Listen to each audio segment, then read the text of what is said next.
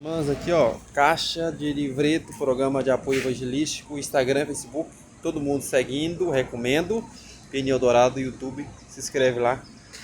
Compartilha, pede todos os seus parentes, familiares, amigos e seguidores para seguir a página no Instagram e no Facebook, né? Do programa de apoio evangelístico, trabalho interdenominacional de vários países do mundo, que apoia pessoas de várias igrejas que fazem o trabalho de missões urbanas, missões nacionais, missões mundiais, evangelização em geral, que é a Feira da Cidade Livre, certo?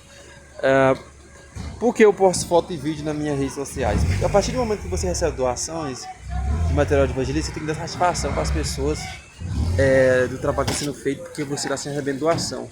Isso se chama transparência, isso se chama verdade, isso se chama honestidade, isso se chama fidelidade. Esses folhas de evangelismo eu recebo doações também, algumas pessoas eu compro também, então eu posto foto e vídeo.